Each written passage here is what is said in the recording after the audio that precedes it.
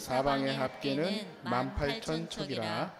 그날 후로는 그 성읍의 이름을 여호와 삼마라 하리라. 아멘. 자, 제가 오늘 본문을 다 안 읽은 이유는 본문을 도표로 보여드리려고 합니다. 한번 잠깐 보시면 도표 한번 보여주시겠어요? 자, 보시면은 그 아까 확장했던 데 있었죠? 저기 그 보시면 확장했던 거, 예? 거기 동그라미 있는데 거기가 어제 우리가 설교했었던 성전이에요. 보시면은 그죠? 성전이 저렇게 크면은 왕은 어디서 살라고? 왕은 좌우 끝에 거기서 알아서 살아라 돼 있는 거고, 이제 나머지 땅들은 옛날에 보면 이스라엘 지도를 보시면 이렇게 여러 가지 막 이렇게 복잡하게 돼 있는데 이거는 밭처럼 다 잘라놨어요. 그래서 위에서부터 어디서부터 어디까지는 어디 지파 이렇게 돼 있는. 그래서 이제 내리세요. 지금 읽으시려고 했었던 말도 안 나와요. 지금 정신이 하나도 없어가지고 아침부터. 그 내용이 아까 그 도표예요. 간략하게 그렇게 이제 드리면 되니까 제가 안 읽었습니다. 자, 이제 중요한 건 이거예요. 하나님께서 에스겔을 통해서 내가 이런 성전을 지으리라. 또 그리고 만국을 치유하는 물이 그 성전부터 흘러나올 것이다. 다 비유적인 것인 거 아시죠? 왜냐하면 성전에서 물이 나오면 하자가 심각한 거예요.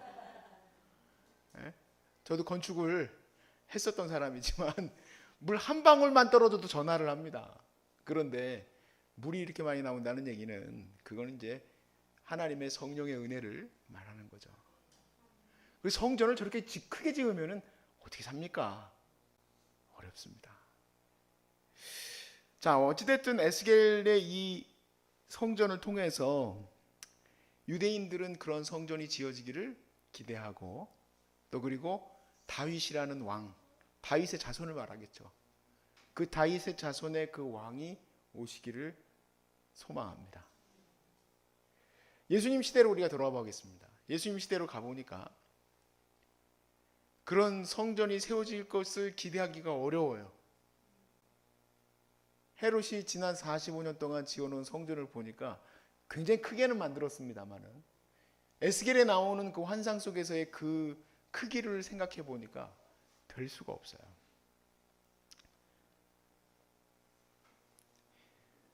예수님이 이렇게 말씀하시죠.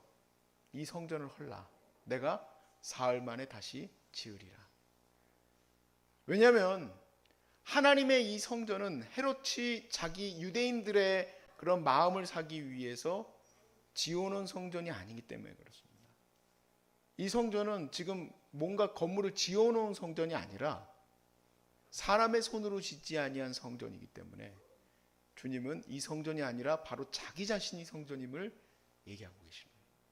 자기 자신이 성전이에요. 그리고 자기 자신이 성전 되어짐으로 우리 모두를 하나님의 거룩한 나라로 삼으신 거예요. 하나님의 거룩한 나라로. 자, 우리가 이제 오늘 본문에 읽어야 될 본문은 사실은 이제 그 땅 분배입니다. 긴 본문에서 각 12지파를 이렇게 땅을 분배해서 어디 지파는 어디 살고 어디 지파는 어디 살고 이렇게 하라고 이제 말씀이 기록되어 있어요.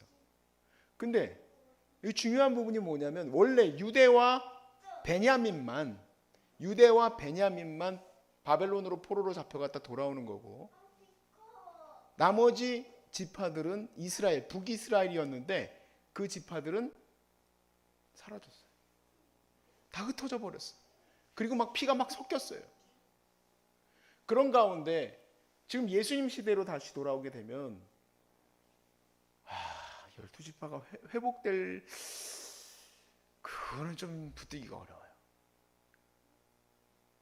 하나님께서는 땅을 주시겠다고 약속을 하시면 그냥 너희들 여기서 살아라 하는 경우가 없어요. 이 땅을 너에게 주리라 그러면은 그거를 가서 정복해서 얻어야 돼요.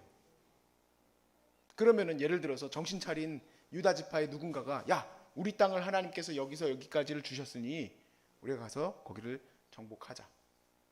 그럴 인간들이 없어요. 거기다가 또 사마리아 땅을 보니까 유대인들은 가서 상종도 하기 싫어요. 그럼 이 12지파가 어떻게 회복이 됩니까? 그런데 이 지파가 회복되는 것, 또 그리고 그 땅을 분배받는 것은 예수님이 이렇게 얘기하시죠. 예수님은 우리 모두가 하나님의 백성임을 아시고, 그리고 우리를 위해서 십자가에서 죽으셨어요. 그리고 사도 바울은 아브라함의 자손이라 함은, 즉 12지파라 함은, 참 이스라엘이라 함은 육으로 난 것이 아니요 바로 영으로 난 것이다. 믿음으로 난 것이다. 하나님으로부터 말미암은 것이다 라고 말함으로써 이 12지파와 이 땅은 지금 이 지도에 나오는 것처럼 카스테라처럼 자른 것이 아니라 바로 하나님의 나라를 두고 말씀하신 것이에요. 하나님의 나라를 두고.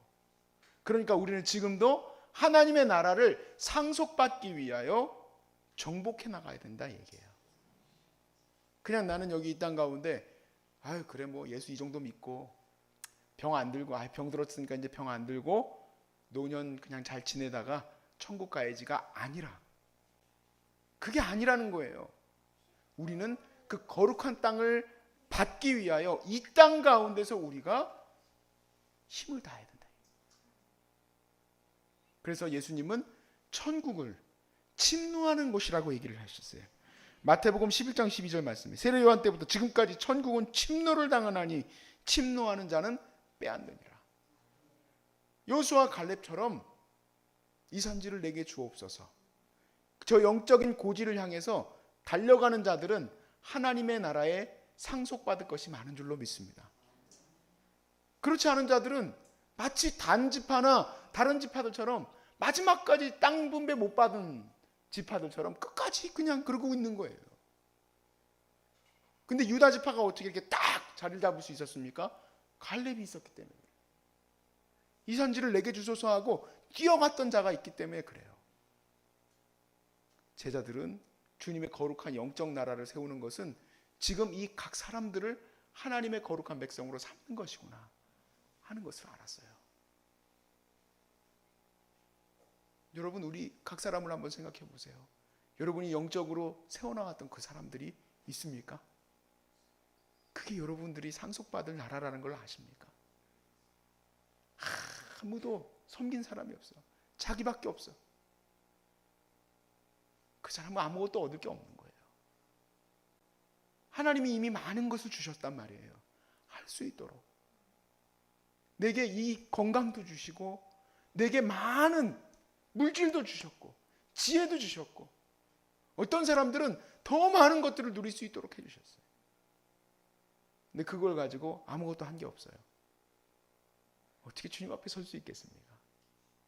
주님의 나라를 여러분 정말 침노하시는 자가 되시길 바라요. 이 땅을 분배하겠다라고 약속하신 것은 내가 그 땅을 정복하라는 얘기예요. 내가 너에게 천국의 하나님의 거룩한 나라를 상속하리라. 상속자 뭐 그냥 받으면 되겠다. 이게 아니라니까요. 개념이. 성경 전체의 개념은 정복해가는 거예요. 정복해가는 거. 이 영혼을 세워나가는 것이 바로 우리가 해야 될 일이라는 얘기예요. 그리고 이 천국 보좌를 향해서 우리가 봤을 때 에스겔서에서 나온 이 전체의 내용에서 보면 하나님의 나라에는 지위가 있어요. 왕이 있고 제사장이 있어요. 하나님이 그들에게 땅 분배를 새롭게 하셔요. 요한계시록 22장 5절 말씀에 보면 안 찾으셔도 돼요. 다시 밤이 없겠고 등불과 햇빛이 쓸데없으니 이는 주 하나님이 그들에게 비치심이라. 그들이 세세토록 왕노릇하리라. 왕 같은 자들이 있어요. 왕 같은 제사장들이 있어요. 우리가 지난 시간에 한번 설교 때 나눴습니다. 왕 같은 제사장이 있고 강등된 제사장이 있어요. 예수님이 내 옆에 보좌에 누가 앉을지는 나중에 알게 될 것이다. 누가 그 자리에 앉습니까? 정말 순교의 피를 마신 자들. 주님과 같이 하나님의 거룩한 나라를 세우기 위해서 모든 것을 드린 자들이 바로 그 자리에 서게 될 거예요. 나와 함께 세상을 심판하리라. 나와 함께 이 세상을 판단하게 될 것이다. 여러분, 그러나 걱정할 것은 없습니다. 우리가 에스겔서에서 보았듯이 하나님의 나라의 그 지위는 우리를 막 착복하고 우리를 괴롭히고 어렵게 하는 것이 아니라 그들의 모든 것을 다해서 섬기는 그러한 사람들이. 하나님의 나라는 그런 곳이다. 그러므로 우리가 오늘 이 땅 가운데 해야 할 일이 무엇인지 이제 깨달은 줄로 믿습니다. 이 땅 가운데 해야 할 일은 하나님의 그 나라를 회복해 가는 거예요. 그 나라를 회복해 간다는 것은 옛날에 중세시대나 이런 시대 때처럼 그 나라 가가지고 진짜 땅을 갖다 박살내는 게 아니라, 가지고 사람도 죽여버리는 게 아니라 영혼을 세워나가는 거예요. 그 영혼을 세워나가는 거예요. 오늘 마지막 말씀에 보니까 그러한 나라를 뭐라고 한다고 그랬어요? 여호와 삼마. 이 여호와 삼마는 번역하면 하나님이 그들과 함께 계신다는 거예요. 하나님이 함께 하신다. 여러분, 하나님이 함께 하신다는 말씀은 이 에스겔에서는 어떻게 보면 요한계시록과 다 연결이 돼 있어요. 제가 그걸 다 연결하면서 하고 싶었지만 안 했어요. 왜냐하면 한번 그걸 특강으로 했었으니까. 한 10몇 번 이상 제가 했던 것 같아요. 혹시 못 보신 분들은 제가 영상을 보십시오 해야 되는데 영상을 그땐 또 녹화를 안 했어. 그래서 아쉽게도 그거 못 보는데, 핵심은 뭐냐면요, 창세기 1장 1절과 에스겔에서는 다 연결이 돼 있어요. 뭐로 연결되어 있냐면 에덴 동산은 어떤 곳이었어요? 하나님이 아담과 함께 했죠. 그러다가 아담은 쫓겨났죠. 죄 때문에. 하나님이 다시 함께 하신다고 그랬죠. 바로 이것이 바로 하나님의 목표예요. 저희들이 지금은 완성되어지지 않은 상태이기 때문에 하나님이 나와 함께 하시고 이 예배 시간에 하나님이 함께 하십니다 하지만 그 임재하심을 100% 우리가 느끼지 못합니다. 그렇지만 하나님의 거룩한 나라가 임재했을 때, 완전히 하나님의 거룩한 나라로 이 땅이 세워지게 됐을 때는 우리는 그 하나님의 빛으로 말미암아 해도 필요 없고 달도 필요 없어요. 그 영광의 빛으로 우리의 모든 삶을 다 비추시고 우리가 그곳에서 이렇게 삶을 살아갈 거예요.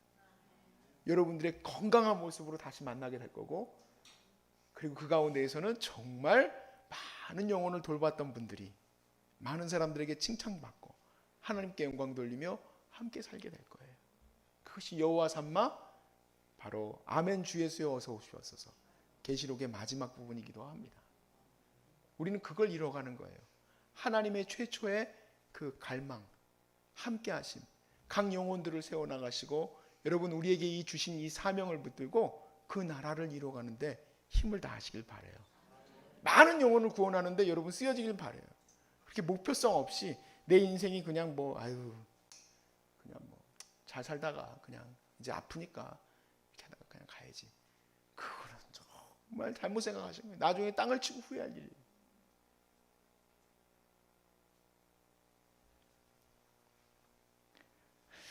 그렇다고 해서 제가 천국에서 최고로 큰 사람이 되겠다, 그런 마음으로 살아가는 건 아닙니다. 다만 그것이 얼마나 귀하고 영광된 일인지 내 마음에 새기고 힘을 다하려고 하는 거예요. 여러분도 힘을 다하시고 하나님의 거룩한 성전을 세워나가는 저와 여러분 되시길 바랍니다.